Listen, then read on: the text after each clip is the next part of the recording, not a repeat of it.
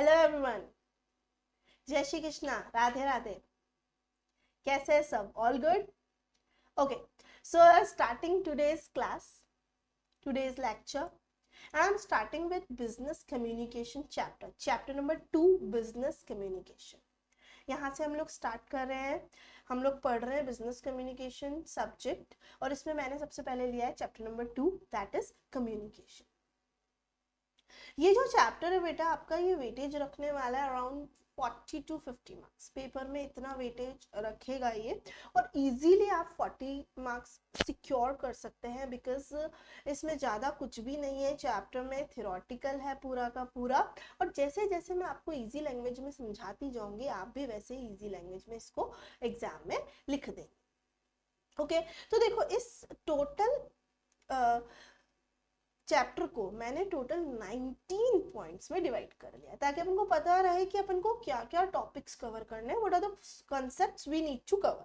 तो there are total 19 points, you can see. जैसे अपन को सिग्निफिकेंस ऑफ बिजनेस कम्युनिकेशन पढ़ना है, उसके बाद अपन को टाइप्स पढ़ना पड़ेगा, फिर प्रोसेस, मीन्स, उसके बाद में network, listening, barriers, public relation, advertisement and so on. इसी सीक्वेंस में अपन इस चैप्टर को पढ़ते रहेंगे, और आप भी डेली के डेली रिवाइज करते रहेगा, ताकि ये चैप्टर आपका हो जाएगा इजीली कवर। इजी पॉइंट्स में मैं आपको समझा दूंगी, जैसे भी 1 और 2 टॉपिक्स अपने कवर हो जाते हैं। Okay, so let's start today's lecture.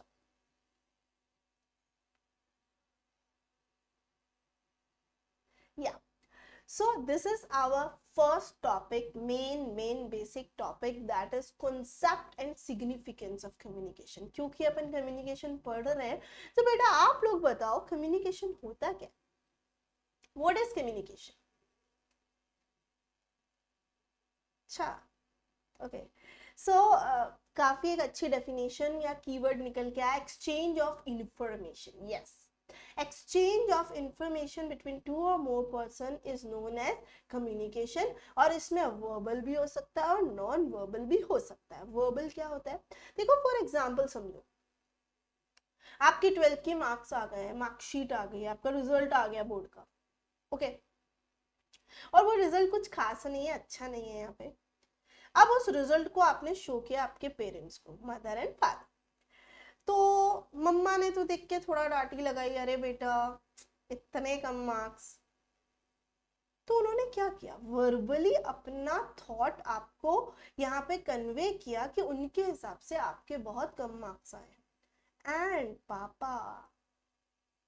पापा ने कुछ भी नहीं किया, सिर्फ उन्होंने एक एक्सप्रेशन दिया है एंगर का, पर उस एक्सप्रेशन से ही आप समझ गए हो कि यार पापा बहुत गुस्सा है, और पापा अभी तो लाइक मार ही देंगे मुझे, ऐसे भाग ही जाते हैं। सो बेसिकली पापा ने कौन सा वाला कम्युनिकेशन किया है, कौन सा मेथड यूज किया है कम्युनिकेशन में, that is non verbal method of communication. So there are basically 2 methods, verbal and non verbal. Verbal में आप कोई स्पीच, कोई वर्ड्स का यूज करके सामने वाले को कन्वे करते हैं अपने मैसेजेस, एंड नॉन वर्बल में आप अपने आइडिया या थॉट को through your expressions, your gestures, through your hand movements convey कर देते हैं। दोनों ही मेथड कम्युनिकेशन के और सही है। कौन सा मेथड यूज करना चाहिए डिपेंड करता है सिचुएशन के। Okay, so let's start with the definition. Communication is a process that involves sending and receiving messages through verbal and non-verbal methods. It is a two-way exchange of thoughts। बहुत ही important line, two-way exchange of thoughts, opinions and ideas। क्या क्या convey करना है हमको? अब देखो, thoughts, opinions, ideas. Thoughts मतलब क्या, मेरे दिमाग में क्या चल रहा है। ओपिनियन मतलब मैं आपके बारे में क्या सोचता हूँ, या इस चीज के बारे में मेरी क्या ओपिनियन है। आइडिया, कुछ नया क्लिक हो रहा है मुझे। तीनों ही चीज कन्वे करनी है किसको, बिटवीन 2 और मोर इंडिविजुअल्स, ताकि वो एक दूसरे की चीज को समझ सके।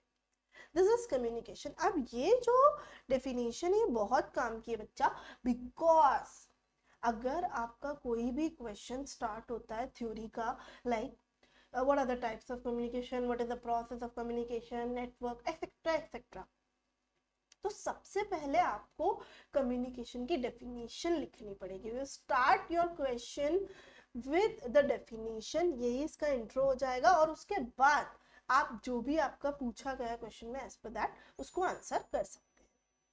तो ये डेफिनेशन तो हर जगह चिपकानी है, इसको तो एकदम आप बाय हार्ट कर लीजिए। अब देखते हैं आगे, what is the significance of communication. Obviously अपन ये क्यों पढ़ रहे हैं, कम्युनिकेशन क्यों इतना जरूरी है। First point, base for action. Yes, ये कम्युनिकेशन जो है आपका बेस है किसी भी एक्शन के लिए।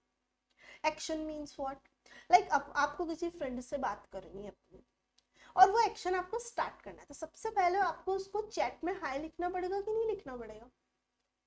अच्छा, ओरली बात करनी है किसी से, घर पे आपको किसी से कोई थॉट कन्वे करना है अपना, सबसे पहले आपको क्या करना पड़ेगा, कम्युनिकेट करना पड़ेगा।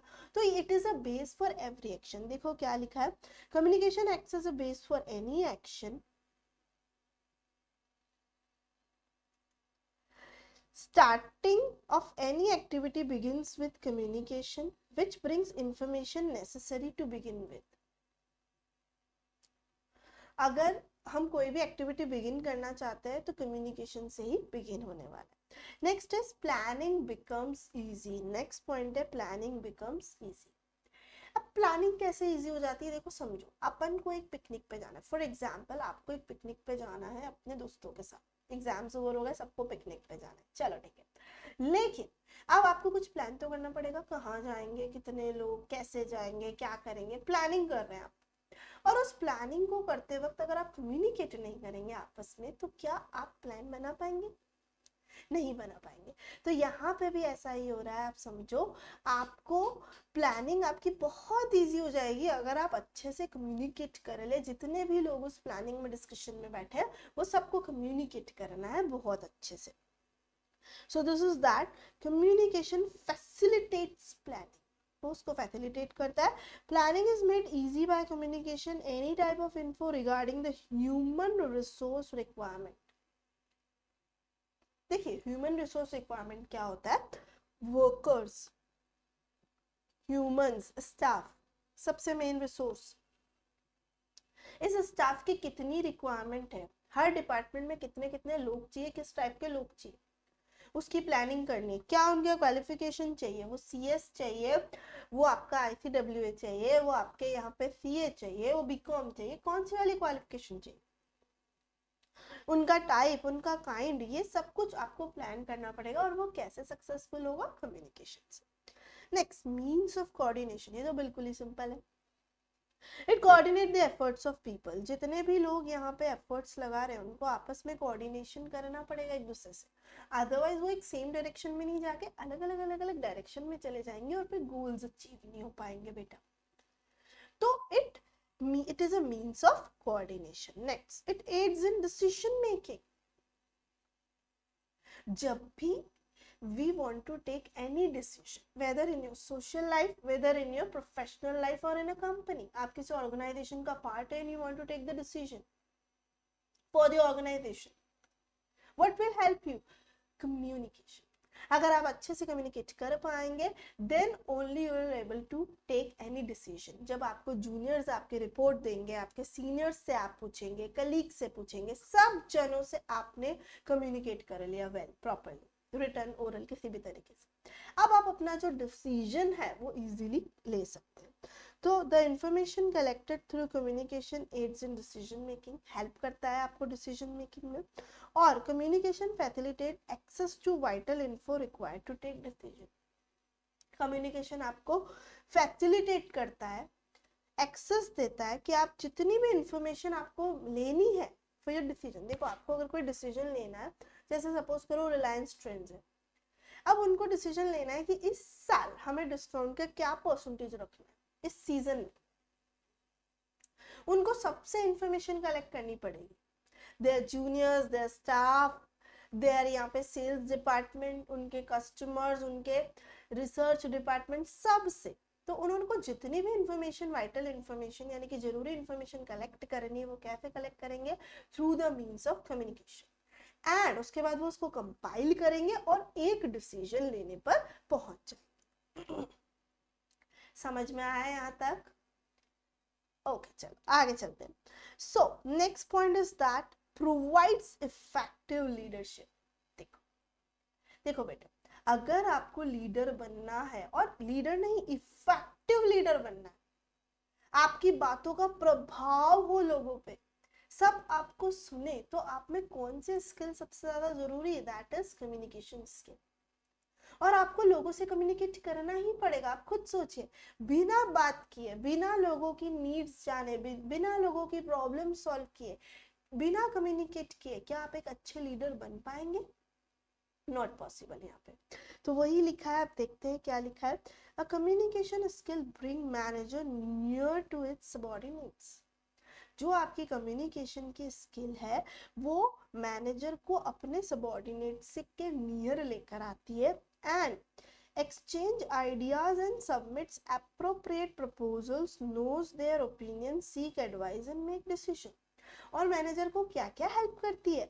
सबमिट करती है appropriate proposal, उनके ओपिनियन को जानना, उनसे एडवाइस लेना, और लास्ट एंड फाइनल आपको क्या करना है? डिसीजन लेना। This enables a manager to win confidence of its subordinates through constantly communicating with them and removing probable misunderstandings। Important word आया है यहाँ पे, आप देखो, misunderstanding। अगर आप properly communicate नहीं करोगे तो what will happen? There will be misunderstanding between you and other people। और हो भी जाता है कई बार ऑर्गेनाइजेशंस में कम्युनिकेशंस के चैनल्स प्रॉपर नहीं होते, या फिर एक मैनेजर अपने सबऑर्डिनेट से अच्छे से कम्युनिकेट नहीं करता, तो व्हाट विल हैपन? उन लोगों के बीच में मिसअंडरस्टैंडिंग्स हो जाएंगी ज्यादा, और उससे होगा क्या? उससे वो लोग अपने गोल को अचीव नहीं कर पाएंगे। So that's why if you want कि लोग अच्छे से गोल अचीव करें, ऑर्गेनाइजेशन का गोल अचीव हो, तो managers need to communicate their ideas and thoughts with subordinates, और उनसे उनके सजेशंस भी लेने ही है। Next point, boost morale and motivation. Yes,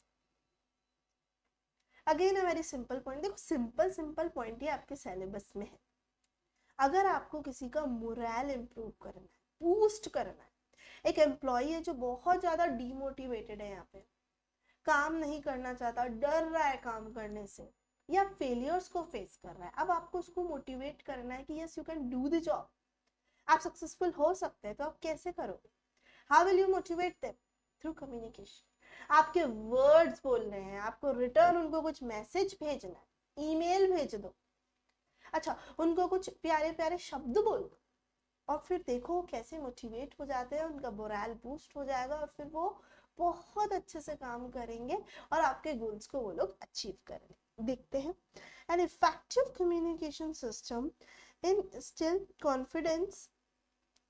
confidence among subordinates में कॉन्फिडेंस लेकर आएगा, and workers ensuring change in their attitude and behaviour. और इससे क्या होगा? उनका एटीट्यूड और बिहेवियर पॉजिटिवली चेंज होएगा बेटा, पॉजिटिव, क्योंकि जो एटीट्यूड उनका नेगेटिव साइड पे जा रहा था, अपन उनको मोटिवेट करके उस एटीट्यूड को चेंज कर देंगे, उनके बिहेवियर को चेंज कर देंगे, और उसको towards the positiveness, towards the success of organization लेकर आए। The main cause of conflict and dissatisfaction is misunderstanding, which can be removed through communication skill। और ये जो मेन यहाँ पे रीजन होता है आपका डिससेटिस्फैक्शन का या डीमोटिवेशन का, वो रीजन क्या है? क्योंकि प्रॉपरली कम्युनिकेशन नहीं हुआ होगा और उनके मन में कोई मिसअंडरस्टैंडिंग है। आप सपोज करो कोई वर्कर है, वो बहुत डीमोटिवेटेड इसलिए हो रहा है क्योंकि आपने उसको उसके गोल्स के बारे में या फ्लेक्सिबिलिटी के बारे में नहीं समझाया। अगर आप उसको प्यार से समझाते कि वो क्या क्या चीजें कर सकता है और कैसे वो गोल्स को अलग अलग तरीकों से फ्लेक्सिबल वे में अचीव कर सकता है, तो वो डीमोटिवेट नहीं होता है यहाँ पे। The removal of misunderstanding makes manager and its subordinate understand each other and create good industrial relation। तो क्या करना है यहाँ पे? मिसअंडरस्टैंडिंग को हटाना है, मैनेजर के बीच में और सबऑर्डिनेट के बीच में हो रही है, और उनके बीच में एक गुड इंडस्ट्रियल रिलेशन लेकर आना। So what we have studied, significance of communication. There are total 6 points. कितने पॉइंट्स है बेटा? 6 पॉइंट्स। अब यहाँ पे बहुत सारे बच्चों के दिमाग में एक डाउट आ रहा है कि मैम क्या ये 6 पॉइंट्स ऐसे कैसे हमको लर्न करने हैं? क्या हम रट्टा मार लें इनको? नहीं नहीं, देखो बेटा, अब आप एक प्रोफेशनल कोर्स में आ गए हो, तो रट्टा मारने की तो कोई जरूरत ही नहीं है, सिर्फ कंसेप्ट समझो। हाँ, आई वुड सजेस्ट यू कि आप इनकी हेडिंग्स को याद करो। एक्सप्लेनेशन तो अभी आपको समझाया है, इतना इजी वे में समझाया है, हिंदी में समझाया, उसके बाद भी अगर आपको लगता है कि नहीं समझ में आया, you can ask me again. तो आप इन एक्सप्लेनेशंस को ओन लैंग्वेज में भी लिख सकते हैं। देखो, इनडायरेक्ट क्वेश्चन भी आता है एग्जाम में। इनडायरेक्ट क्वेश्चन में वो लोग क्या करेंगे, वो लोग एक सिनेरियो देंगे और उसमें आपसे पूछेंगे कि इनमें से कौन सी सिग्निफिकेंस है। तो ऐसा तो है नहीं कि सारी की सारी 6 की 6 आ जाएगी। हाँ, और अगर डायरेक्ट क्वेश्चन आया तो they can ask all the 6 significance. तो उस टाइम पे भी आपको रट्टा नहीं मारना है। You can use your own language for explanation. बस हेडिंग्स जो है वो आप रिमेंबर कर सकते हैं, सो दैट वहां पे करेक्ट हेडिंग आप लिख के आए, और यही प्रेजेंटेशन यूज करना है। देखो, मैंने जैसे बोल्ड किया है, बोल्ड नहीं तो आप अंडरलाइन कर सकते हैं हेडिंग्स को, so that neat and clean presentation subjective paper में। चलिए, सो अभी तक अपन ने क्या पढ़ा, कंसेप्ट पढ़ा, कम्युनिकेशन क्या होता है और उसका सिग्निफिकेंस। आगे चलते हैं।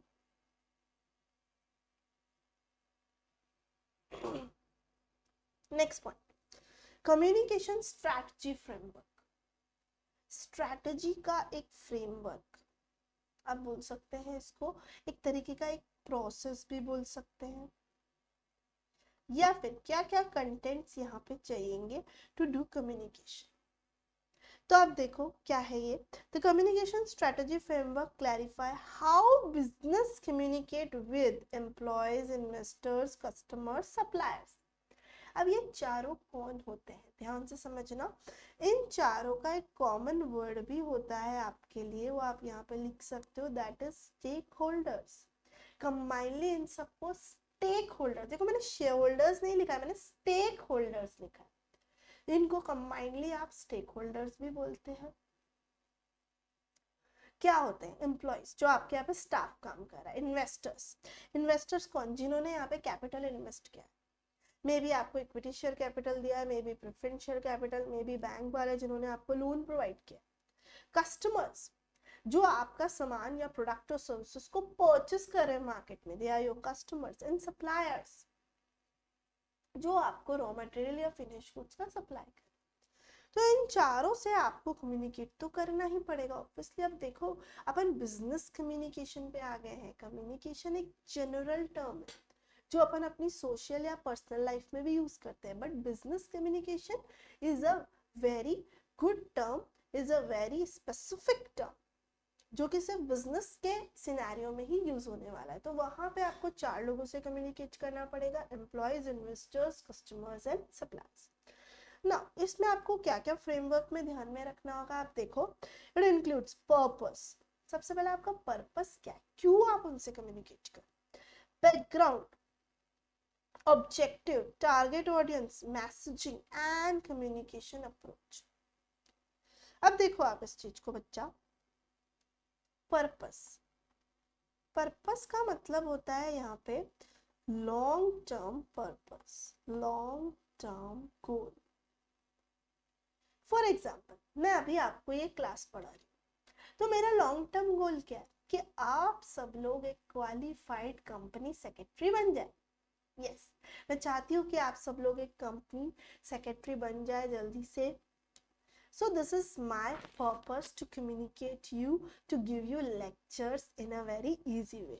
Next is your background. Background का मतलब आप जिस ऑडियंस के साथ में कम्युनिकेट कर रहे हैं उनका बैकग्राउंड पता होना चाहिए, तभी तो आप इफेक्टिवली कम्युनिकेट कर पाएंगे उनसे। तो बैकग्राउंड में देखिए, मुझे पता है कि आप सब लोग 12th पास स्टूडेंट्स हैं, नन्हे मुन्ने बच्चे। तो ये मुझे पता चल गया कि आप लोग प्रोफेशनल लेवल के नहीं हैं या सीएस एग्जीक्यूटिव में नहीं है। ऑब्वियसली मैं आपसे एक बहुत ही इजी सिंपल मैनर में आपको पढ़ा रही हूँ, क्योंकि मुझे आप सबका बैकग्राउंड पता है। Next, objective. ऑब्जेक्टिव का मतलब हुआ यहाँ पे short term goal, short term goal.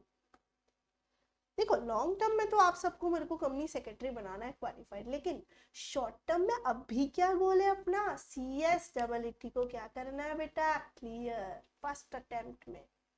तो CSEET को क्लियर करना है, इसलिए तो अपन लोग ये सब्जेक्ट पढ़ रहे हैं, business communication. This is our objective. Next is your target audience. Target audience मतलब वो सभी लोग जिनको आप ये कम्युनिकेशन दे रहे हैं, यहाँ बैठे हुए लोग, यहाँ बैठे हुए बच्चे, स्टूडेंट्स, लाइव स्टूडेंट्स जो भी मेरी क्लास अटेंड कर रहे हैं, वो सब मेरी ऑडियंस है यहाँ पे, यानी स्टूडेंट्स बेसिकली। मैसेज, मैसेज मतलब मैं आपको क्या मैसेजेस दे रही हूँ, तो मैं आपको टीचिंग कर रही हूँ एक सब्जेक्ट की, that is business communication subject. तो मैं उसके कंसेप्ट्स लेकर आई हूँ, उसका टॉपिक लेकर आई हूँ, और वो अपन पढ़ाई कर रहे हैं। तो this is our message. And last is your approach. अपनी अप्रोच क्या है, तो अभी देखो अपनी अप्रोच है, क्लासरूम लेक्चर चल रहा है यहाँ पे, रिकॉर्डेड लेक्चर या लाइव लेक्चर जो भी आप बोल लें, तो वो अपना यहाँ पे एक अप्रोच है मेरी आपसे कम्युनिकेशन करने की। इसमें मैं ऑडियो यूज कर रही हूँ, वीडियो यूज कर रही हूँ, रिटर्न भी यूज कर रही हूँ, क्योंकि देखो मैं समझाती भी तो जा रही हूँ लिख के पेन से। तो अप्रोच में मैंने एक मिक्स अप्रोच लिया है आपको समझाने का। क्लियर हुआ आपका framework? All of you get it? Okay, next topic पे चलते हैं, दैट इज बिजनेस कम्युनिकेशन। वो था कम्युनिकेशन, ये क्या है अभी? बिजनेस कम्युनिकेशन, उसका एडवांस वर्जन। स्टार्ट करते हैं।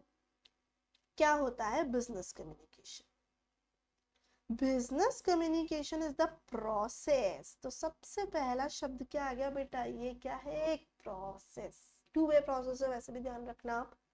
तो ये भी एक प्रोसेस है, किसका? Exchanging ideas, opinion, information. वही बात आ गई, आइडियाज एक्सचेंज करना है, ओपिनियंस, थॉट्स, इन्फॉर्मेशन जो भी एक्सचेंज करना है। बट अब इसमें चेंज क्या हो गया है? यहाँ पे चेंज क्या हो गया? With in and outside the business environment. वहां पे आप पर्सनली बात कर रहे थे, यहाँ पे क्या कर रहे हो आप? बिजनेस का जो आपका एनवायरमेंट है उसके अंदर, यानी इंटरनली विद इन आप किससे करोगे? Like with your employees, with your directors, with your investors.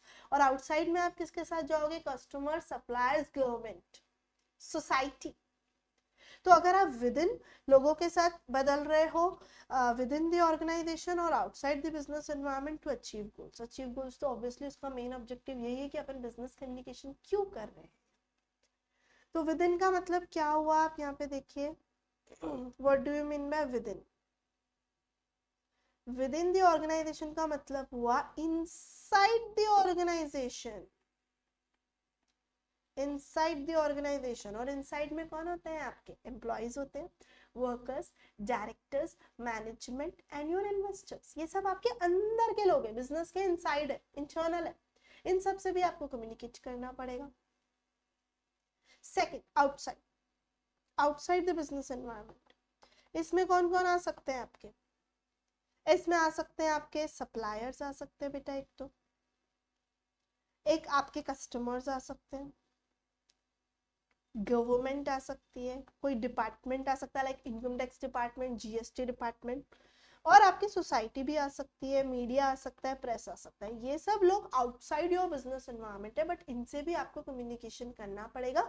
तो चाहे विद इन हो चाहे आउटसाइड हो, दोनों को कंबाइनली मिला के अपन एक शब्द बोलते हैं बिजनेस कम्युनिकेशन। बिजनेस की बातें बिजनेस के अंदर या बिजनेस के बाहर। ओके, चलिए, next topic is significance of business communication. अब इसके क्या फायदे? बिजनेस कम्युनिकेशन करने से what is the importance? Significance शब्द का मतलब क्या होता है? फायदा, इंपॉर्टेंस, एडवांटेज। क्या फायदा है बिजनेस कम्युनिकेशन का? So first, it helps in increasing productivity. Productivity, productivity का मतलब क्या होता है हिंदी में अगर आप देखेंगे तो? आपकी कैपेसिटी, प्रोडक्शन की कैपेसिटी को इंक्रीज करना। देखो बेटा, अगर आप अच्छे से कम्युनिकेट करोगे अपने वर्कर्स से या अपने स्टाफ से, एम्प्लॉयज से, तो आप उनको अच्छे से समझा पाओगे क्या गोल है, कैसे अकम्प्लिश करना है, क्या क्या अचीव करना है। और अगर वो अच्छे से समझ जाएंगे तो वो आपके साथ कोऑपरेट करेंगे।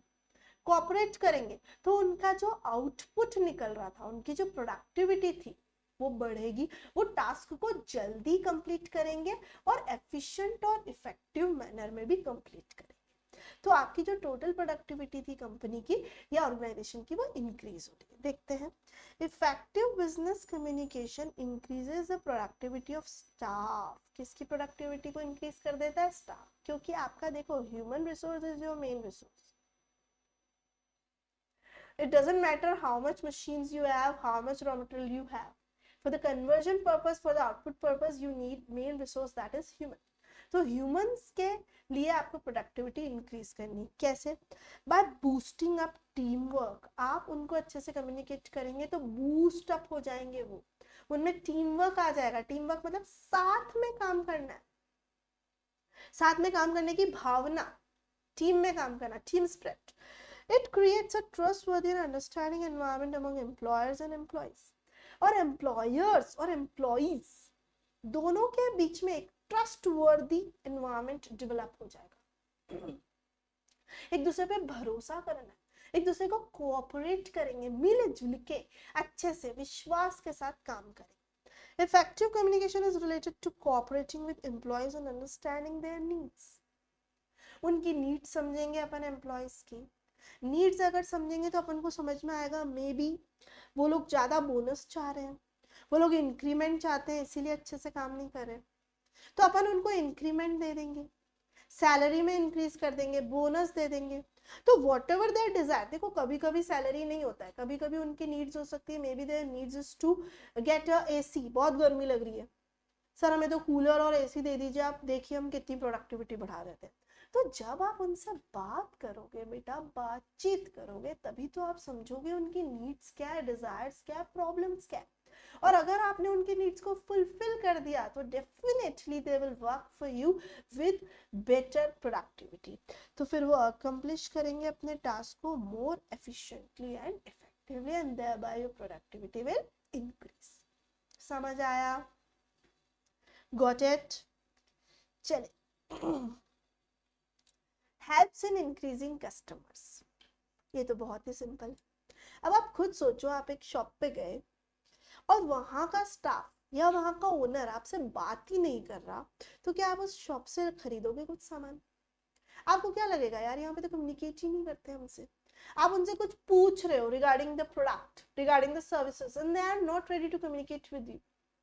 वो अच्छे से जवाब ही नहीं दे रहे आपको. आप क्या बोलोगे, अरे यार अच्छा नहीं है शॉप, बेकार है. और उनके कस्टमर्स धीरे धीरे उस शॉप के क्या होते जाएंगे, कम. So this is the main significance of business communication. अगर आप चाहते हैं कि आपके कस्टमर्स इंक्रीज हो और जो पुराने कस्टमर्स हैं वो भी रिटेन हो, वो तो वहीं के वहीं रहे, पुराने बार बार आए, प्लस और नए कस्टमर्स भी इंक्रीज हो. So you have to do effective communication with customers. देखते हैं. Business communication also improves partnership in business.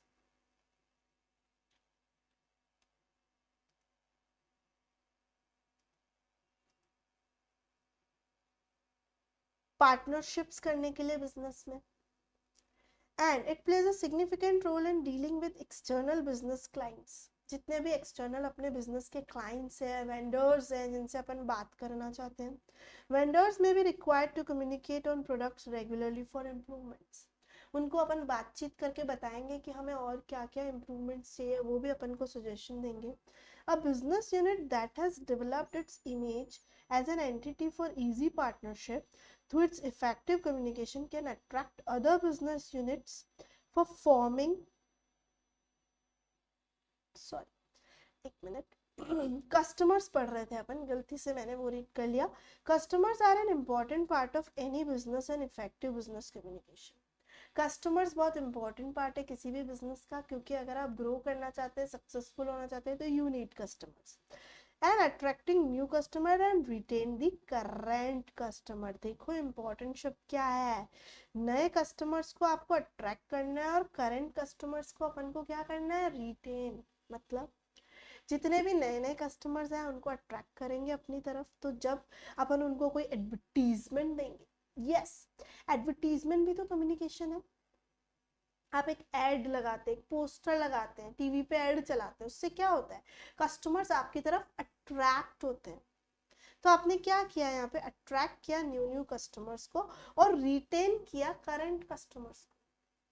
जितने भी करंट कस्टमर्स आपके थे, से सपोज आपके इस मंथ में 100 कस्टमर्स हुए, तो अब आपको अगले मंथ में क्या टारगेट रहेगा आपका कि ये 100 तो वापस परचेसिंग करें, प्लस नए 50 और ऐड करने हम. तो उन सब के लिए आपको कम्युनिकेशन करना है एडवर्टीजमेंट्स के थ्रू, सेल्स प्रमोशन स्कीम्स के थ्रू। जब कस्टमर्स आए तो अच्छे से सेल्स स्टाफ को बात करनी पड़ेगी। यहाँ और भी तरीके हैं मीडिया वगैरह से। A well defined marketing strategy and public relation campaign. अब आपको मार्केटिंग भी करनी पड़ेगी। मार्केटिंग में आपको डिस्काउंट देना पड़ सकता है, उनको बोर्ड लगाना पड़ सकता है, सेल सेल सेल सेल देख के वो भाग के आ जाएंगे। ये आपकी मार्केटिंग स्ट्रेटजी हो सकती है कस्टमर्स को अट्रैक्ट करने की। एंड पब्लिक रिलेशन कैंपेन, इसका मतलब क्या होता है? बहुत सारे ऑर्गेनाइजेशन आपने देखा होगा एनजीओ चलाते हैं, पब्लिक से रिलेशन बनाने के लिए कैंपेन चालू कर देते। गंगा सफाई मिशन, गंगा क्लीन मिशन चालू कर दिया। वो क्यों कर रहे हैं? क्या डायरेक्टली उनके वहां से कस्टमर्स आने वाले? नहीं, लेकिन उनको पता है हमारा पब्लिक में एक इमेज बिल्ट हो जाएगा इससे हमारा एक कैंपेन से क्या होगा, पब्लिक के अंदर रिलेशन बनेगा। रिलेशन बनेगा तो कस्टमर्स आएंगे, क्योंकि कस्टमर्स को लगेगा हाँ ये वाली कंपनी तो गंगा के लिए भी काम करती है, गंगा मैया हमारी।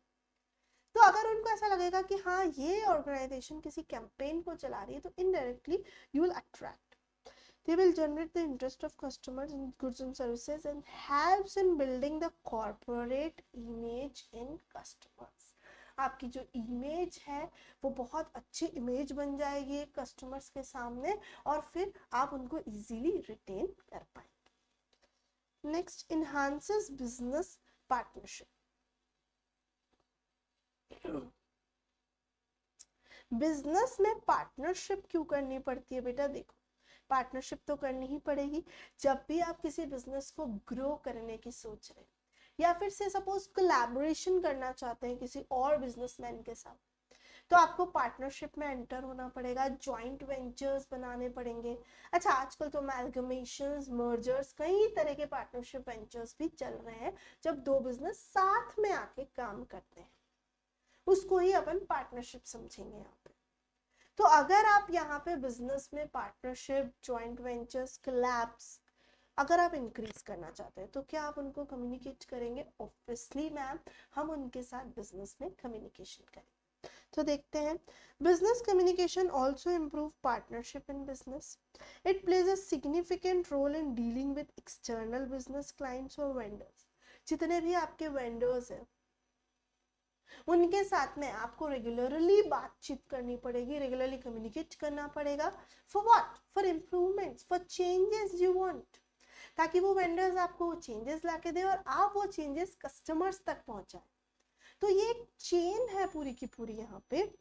एंड इजी पार्टनरशिप यहाँ पे अट्रैक्ट कर सकते हो आप अगर आपके बिजनेस रिलेशनशिप उनसे अच्छे, तो आपको उनको फोन करना पड़ सकता है, ईमेल, लेटर्स, नोटिसेस, रिपोर्ट्स, सारे मेथड्स है। रिटर्न देखो यहाँ पे ज्यादा यूज आएगा, बिकॉज जब आप पार्टनरशिप में जा रहे हो तो आप रिटर्न कम्युनिकेशन का ज्यादा यूज करके उनसे बिजनेस कम्युनिकेट कर लोगे और इम्प्रूवमेंट के साथ आगे बढ़ोगे, मिल के आगे बढ़ोगे।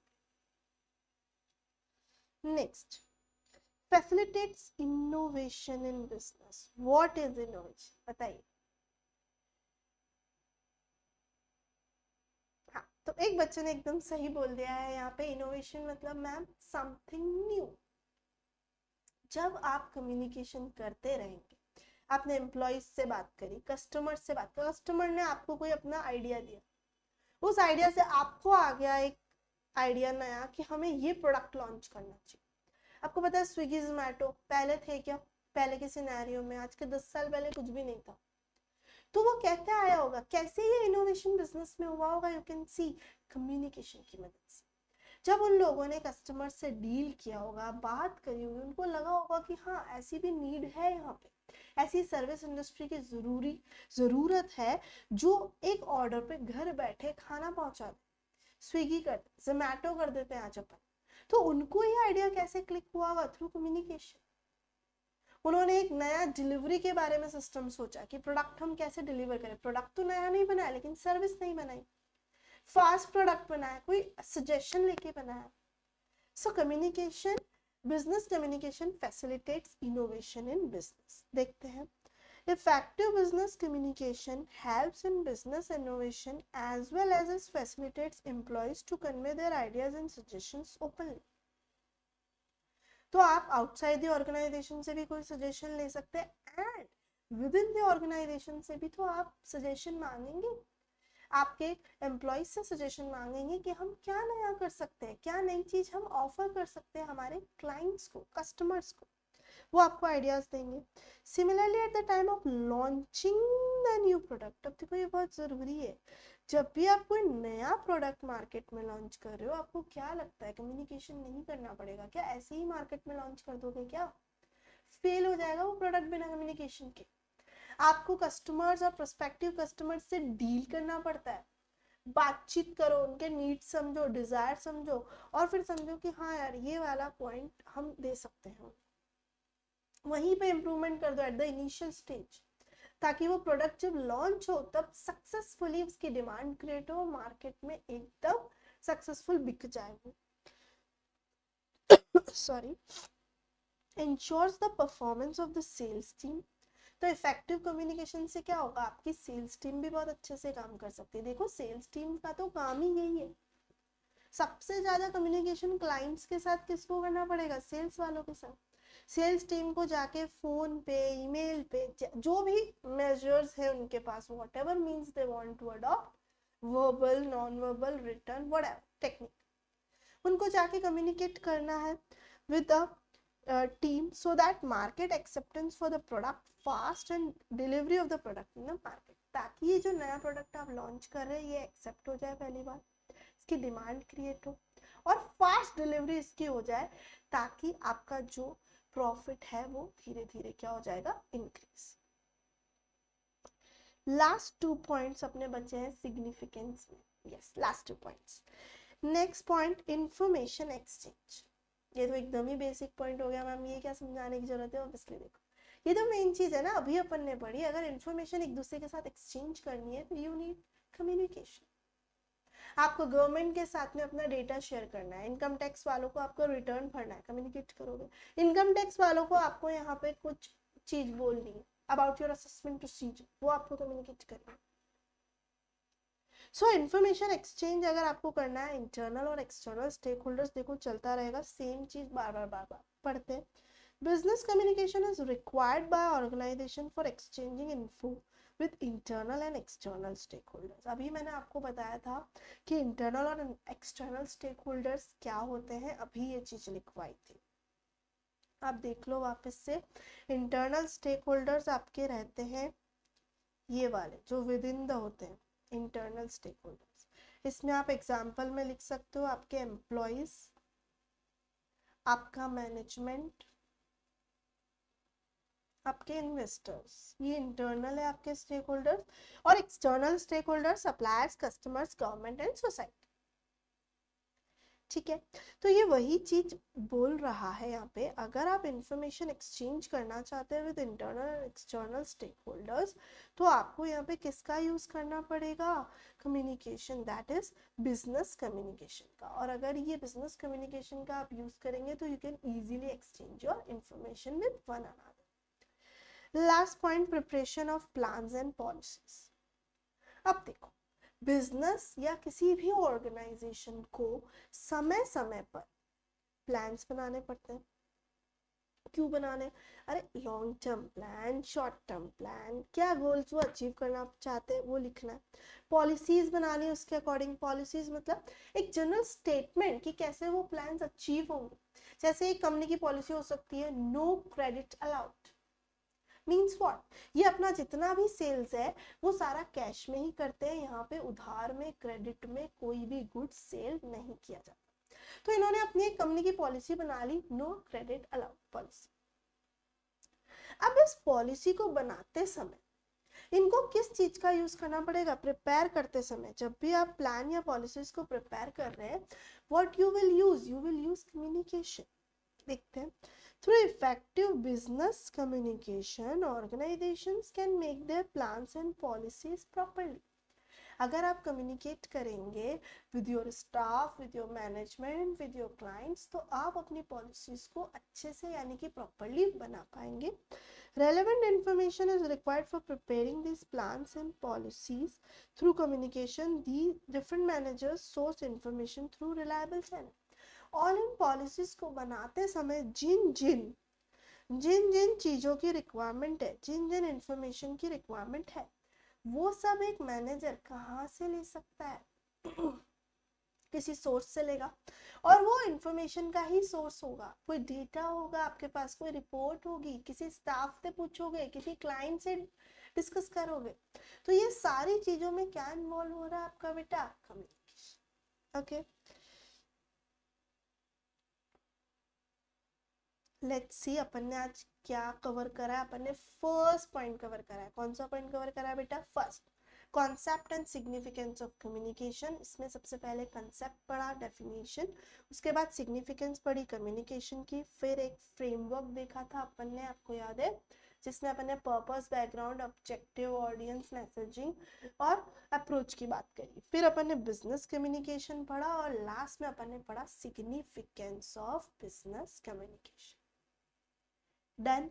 तो आज मैं आपको सिर्फ इस लेक्चर में only for first point he cover करा रही हूँ, बट अभी लेक्चर फिनिश नहीं हुआ है बेटा। What is my technique? देखो, अपन 2 चैप्टर्स को साथ में चला रहे हैं यहाँ पे। मैम ऐसा क्यों करे? This is my strategy. मैंने आपको कल भी बताया था, लास्ट लेक्चर में भी, we got a strategy that, हमारी स्ट्रैटेजी है 2 चैप्टर्स साथ में चलेंगे, 2 and 4, ताकि दोनों चैप्टर्स एक साथ कंप्लीट हो जाएंगे और आपके ऊपर एक एक टॉपिक आएगा तो लोड भी नहीं पड़ेगा। तो आप देखो, चैप्टर नंबर 4 में स्टार्ट करने जा रही हूँ और इस चैप्टर का नाम है कॉमन बिजनेस टर्मिनोलॉजीज। क्या नाम है बेटा? Common business terminologies. मैंने लास्ट लेक्चर में भी आपसे 10 टर्म्स डिस्कस करी थी। Have you remember those terms?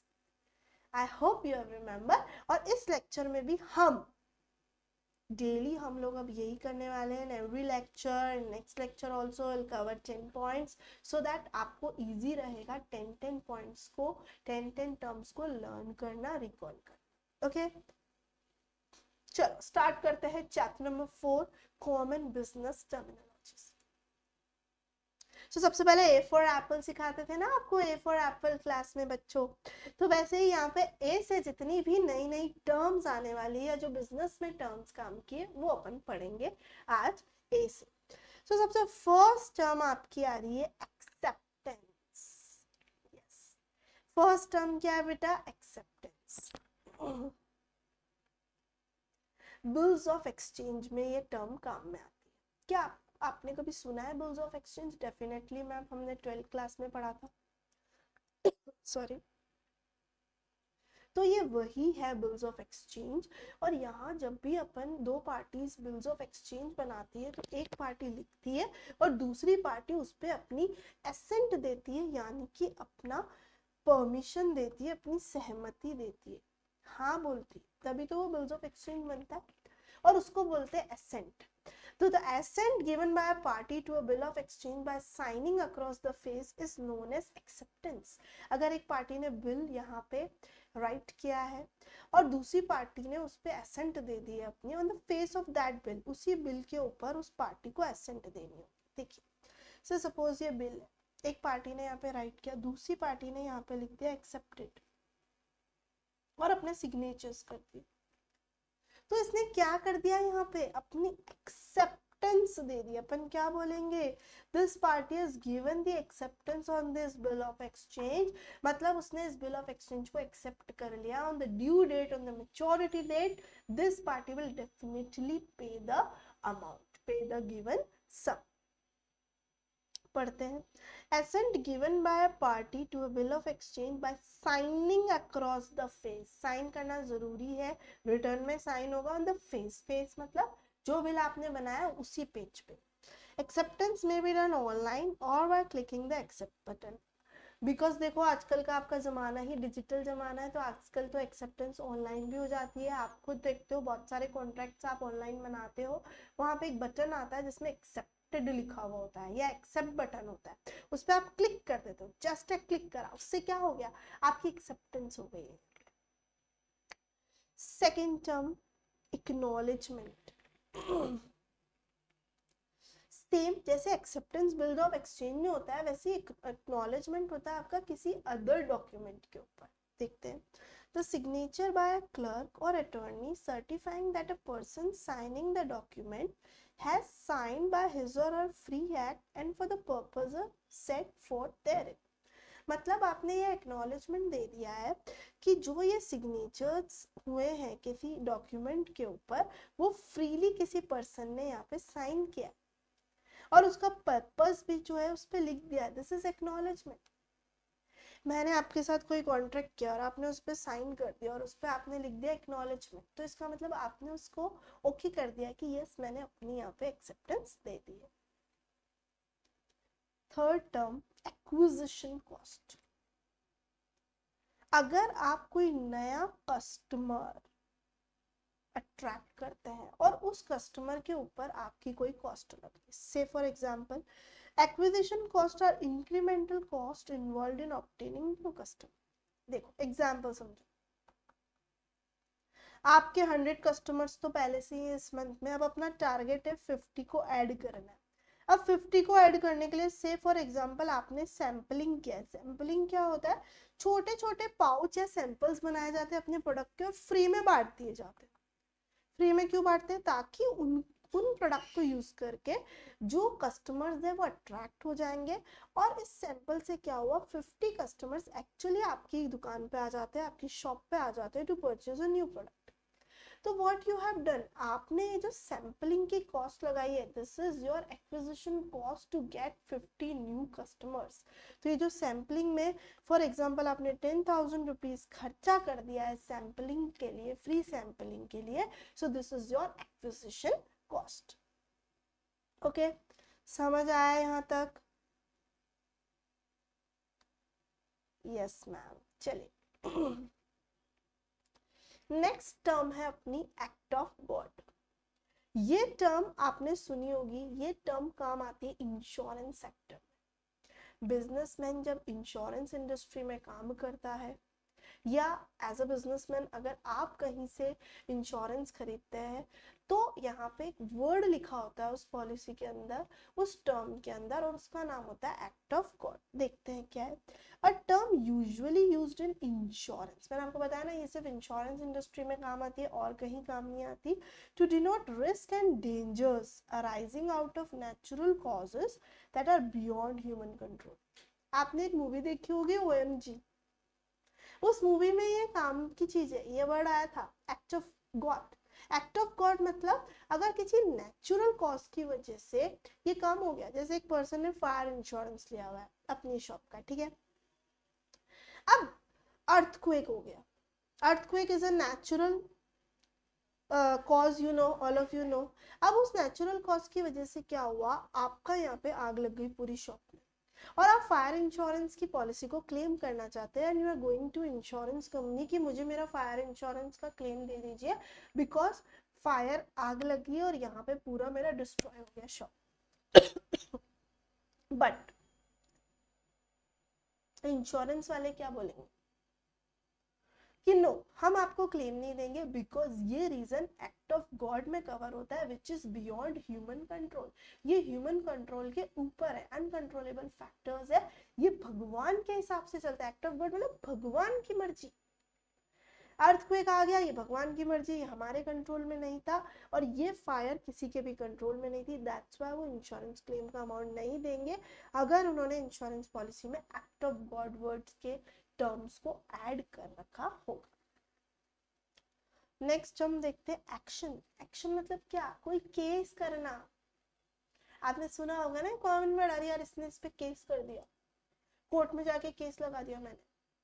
Law में एक और शब्द आता है सूट फाइल करना, स्यू अनदर पार्टी, स्यू करना, स्यू स्यू स्यू मतलब होता है किसी को केस कर देना, कोर्ट में जाके एक्शन ले लेना, उसी को बोलते हैं अपन एक्शन लेना। इंडियन कॉन्ट्रैक्ट एक्ट वगैरह आप जितने भी अभी एक्ट्स पढ़ोगे लॉ में, उनमें भी ये काम का शब्द आएगा आपके लिए, टू टेक एक्शन। क्यों लेते हैं आप एक्शन यहाँ पे, क्योंकि आप केस कर देंगे किसी और पार्टी के ऊपर। तो देखो क्या लिखा है, ऑल्सो कॉल्ड एज केस और लॉ सूट। अगर आप किसी पे लॉ का सूट फाइल कर रहे, केस फाइल कर रहे, a civil judicial proceedings where one party sue another for a wrong done or to protect a right or to prevent a wrong. अपने अधिकार को प्रोटेक्ट करने के लिए या फिर किसी गलत चीज को रोकने के लिए अगर कोई एक पार्टी दूसरी पार्टी पे सिविल कोर्ट में जाके प्रोसीडिंग्स को स्टार्ट कर दे, केस लगा दे, तो उसको बोलते हैं एक्शन. क्या बोलते हैं? एक्शन. देखो ये टर्म्स जो है ना बहुत ही इजी है और ये आप याद करते जाओ क्लास में ही. इसके लिए आप घर पे बैठ के कोई होमवर्क करो ऐसा नहीं. देखो चैप्टर नंबर 2 में तो मैं बोलूंगी कि हाँ जो मैंने पढ़ा उसको घर पे जाके लर्न कर लो तो हो जाएगा, बट ये तो ऐसा है कि आप क्लास में ही कर सकते हो इजीली. नेक्स्ट टर्म है अपनी एडीबी. एडीबी कुछ भी नहीं है, एक बैंक का नाम है, उसकी फुल फॉर्म है Asian development bank. Asian development bank. Next term है अपनी एडजर्नमेंट. एडजर्नमेंट. एडजर्नमेंट क्या होता है? Postponement of a court session until another time.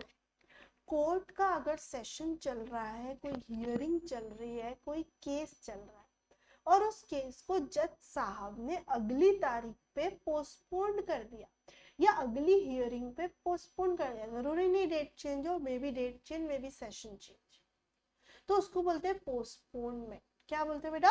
Postponement. और उसको बोलते हैं एडजर्नमेंट. लॉ की लैंग्वेज में क्या बोलेंगे? कोर्ट की लैंग्वेज में पोस्टपोनमेंट तो एक नॉर्मल लैंग्वेज हो गई, अपन कोई काम पोस्टपोन कर देते हैं, डिले कर देते हैं. आज पढ़ाई नहीं करेंगे मैम, कल करेंगे, तो आपने पढ़ाई को क्या कर दिया? पोस्टपोन. लेकिन एडजर्नमेंट क्या है? अगर कोई कोर्ट में कोई जज नेक्स्ट हियरिंग या नेक्स्ट डेट या नेक्स्ट टाइम दे देता है तो उसको बोलते हैं एडजर्नमेंट. ये भी है पोस्टपोनमेंट, बट उस केस का पोस्टपोनमेंट हो रहा है, उस सेशन का पोस्टपोनमेंट. नेक्स्ट 8th टर्म है अपनी एडजुडिकेशन. अ डिसीजन और सेंटेंस इम्पोज बाय जज. जो जज का फाइनल ऑर्डर है, अपन बोलते हैं ना ऑर्डर, ऑर्डर, जज का फाइनल ऑर्डर आ गया, उसको बोलते हैं एडजुडिकेशन. जो उसने फाइनल डिसीजन दे दिया, या कोई सेंटेंस भी दे सकता है. वो सेंटेंस मींस पेनल्टी और जेल. वो तो जज की इच्छा है, एज पर द लॉ वो सारे सुन के एविडेंस वगैरह देखेगा.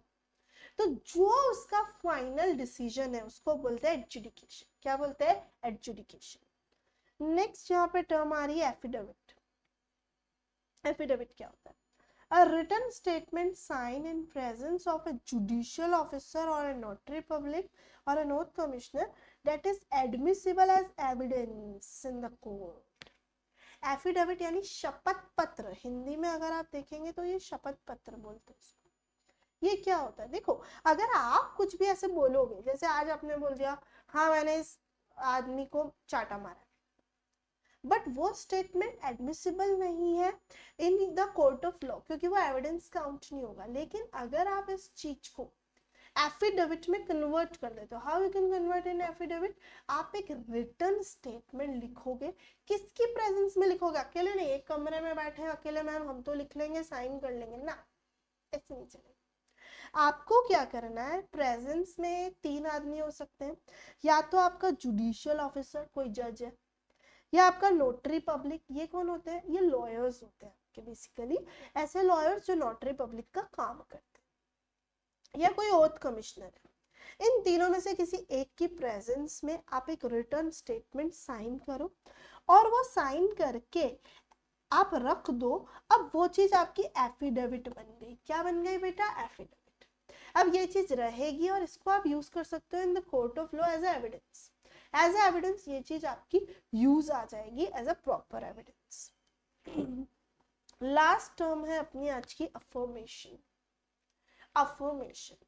वैसे तो आप देखो ऐसे बहुत सारी टर्म्स है, बट मैं एक बार 10 टर्म्स ही कराती हूँ आपको. स्टार्टिंग है, हो सकता है आगे के लेक्चर्स में तो हम 10, 15, 12 भी टर्म्स कर ले, कोई रूल नहीं है 10 का, लेकिन आज अपन लोग 10 ही करते हैं.